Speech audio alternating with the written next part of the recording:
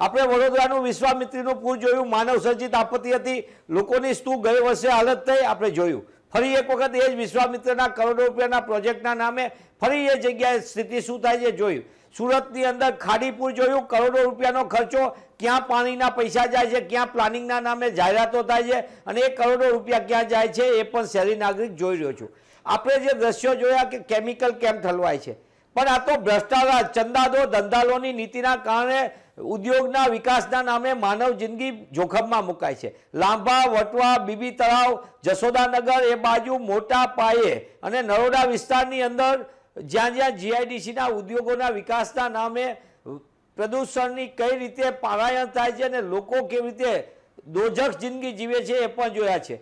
પૂર્વ વિસ્તારની અંદર અનેક લોકો, ખાસ કરીને આ પ્રદૂષિત પાણીના કારણે એ વિસ્તારની અંદર સૌથી મોટી લોકોને તકલીફ હોય તો ફેફસાની થાય છે,